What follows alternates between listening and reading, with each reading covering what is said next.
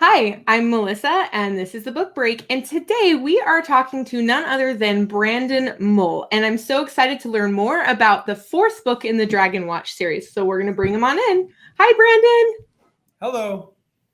All right, so we're going to jump right in. And first, I want to show an image of the fourth book in the Dragon series, Champion of the Titan Games. And we picked this image because not everyone gets to see it, and you get a real close up. So tell me what we're seeing in this image. Well, you're looking at a dragon preserve, dragon sanctuary called Titan Valley, where it's a dragon sanctuary run by giants. And these giants have oppressed and enslaved the dragons in a way that isn't really true to the idea of what the dragon sanctuaries were trying to do. It's kind of the one sanctuary where you're like, these dragons needed a rebellion, you know? And, Yeah. and it's a great place to have a lot of trouble and action. Yeah, I loved this book, but if in case we have viewers that haven't jumped into Dragonwatch yet, this is your follow-up series to Fablehaven, right? Yeah, so I wrote Fablehaven between 2006 and 2010. And when I wrote the final Fablehaven book, it was a 5-book series. I thought I was done with that universe. I thought I was done with that story world. We had, a brother and sister who discovered their grandpa was the caretaker of a secret wildlife park for magical creatures, and they had a bunch of adventures. And then when we got to the end of that, as far as I was concerned, the story was over. But in the years after I finished Fablehaven, I kept thinking back to how some of the most entertaining parts of that series happened at the Dragon Sanctuary, which we only went to for part of book 4 of Fablehaven. And so I started thinking, well, what kind of adventures could I dream up based around the different dragon sanctuaries in the Fablehaven universe? And that was kind of where Dragonwatch was born. So with Dragonwatch book 1, we opened it up just a little bit after the end of Fablehaven. We had the same main characters, Kendra and Seth, and they get involved in trying to stop a worldwide dragon rebellion that I think leads to an even grander scale than Fablehaven tried to tell. And it also gave me a chance. Fablehaven, some people could have had a lot of questions on where magic came from in the Fablehaven universe, and I was never really clear in Fablehaven, like with giving the big picture of all the world building, and in Dragonwatch, I think you finally get the kind of a full picture of the world building of Fablehaven by the time that Dragonwatch series is over.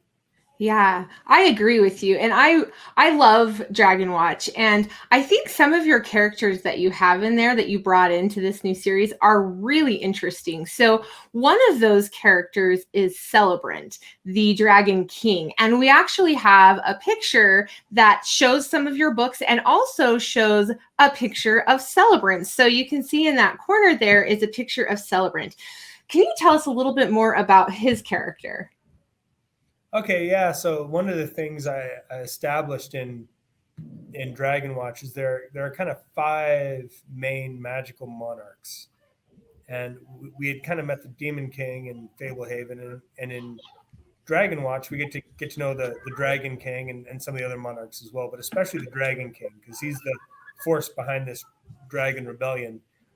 He's a really powerful personality because in Fablehaven lore, dragons are mainly solitary creatures. They're not meant to band together into a kingdom or an army, but but because they've been kind of oppressed and confined to these sanctuaries, Celebrant has had the power to, with the force of his amazing prowess and size and cunning and person. I mean, he's the alpha predator of the alpha predators. His scales are nearly invulnerable, and he's brilliantly smart, and he's ruthlessly cunning, and a dragon in general to me is kind of an unfair alpha predator.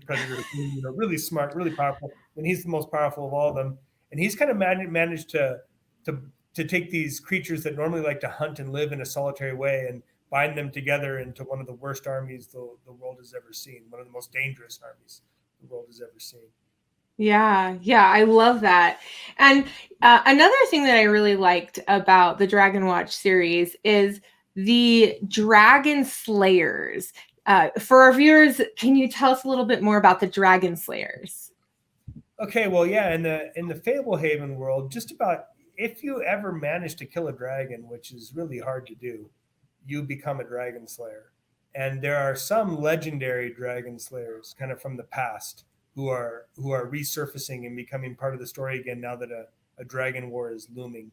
Also, each of the dragon sanctuaries has their own um, kind of like a native dragon slayer who is native to each of the sanctuaries that's there for emergencies.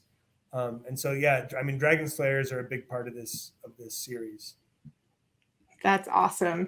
So I think I want to know who your favorite characters are in the Dragonwatch series. Okay, well, yeah, I mean, for me, they're all fun for different reasons. Yeah, I was glad I was able to bring back Newell and Doran because those are my satyrs, and they bring some comedy into the scenes where, this is kind of a heavy adventure with some pretty weighty implications, probably weightier than Fablehaven, with light and dark, and our main characters having some really tough choices and some really huge problems. And so it's nice. It's fun to write some of the comic relief characters like Newell and Doran. It's also fun to have. I've got Ronodin, the Dark Unicorn, who, in Fablehaven, the unicorns are the purest and the most innocent, and the like, kind of like what a unicorn is supposed to be, right? They're these really pure, innocent creatures. But you have Ronodin, who fell and became this evil unicorn, and he can. The unicorns in my books can take on human shape. He's a very fun character to write because he's smart and he's evil and he's charming, and that combo is fun to try to create.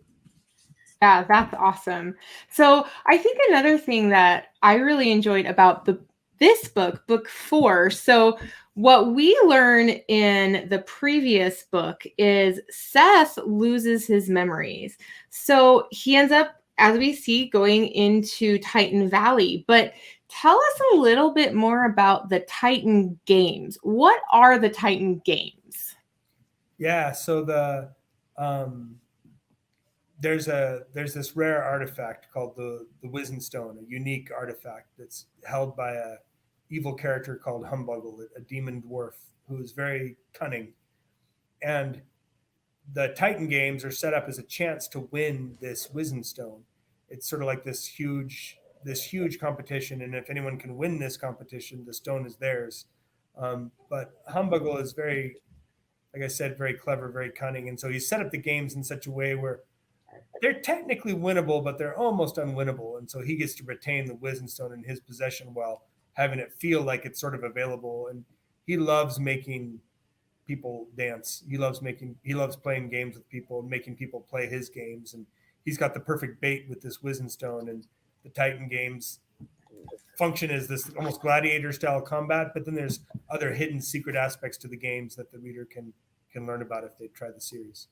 Yeah, yeah, I love those. And so one last question I want to ask you about is what was your inspiration when you were going to write this? Do you have something that you like to do when you sit down to write that inspires you to go forward and write these stories?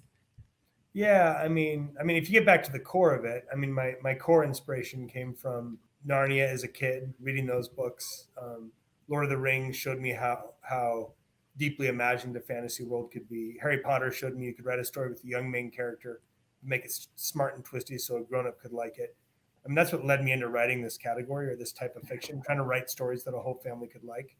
Um, but individually now with each book, it becomes more about letting a story world and characters and situations cook in my mind until I'm excited to write them. And in some ways, that gets harder and harder with every book because I don't want to write the same story over and over. And so, with this book in particular, it took thoroughly imagining this Titan Valley Dragon Sanctuary. What would make it different than the other Dragon Sanctuaries I've shown readers? What would be some of the complexities of how relations are bad between the dragons and the giants. And I made up a place called the Troll Tavern that helped it come more to life to me. And this town of Humburg, created by an evil demon dwarf, like as that town took shape, that made the story come to life for me more. And so it really, for me, it's about getting excited about the place, excited about the characters, and then when I'm excited about it, it kind of comes gushing out in a novel. Yeah, I love that. Well, thank you so much for being here with us today, Brendan. And in our credits, our viewers can find your social media and website where they can go and learn more. So thank you so much. Yep. No, my pleasure. Nice talking to you. You too. And thank you all for joining us on the book break. We'll see you next time.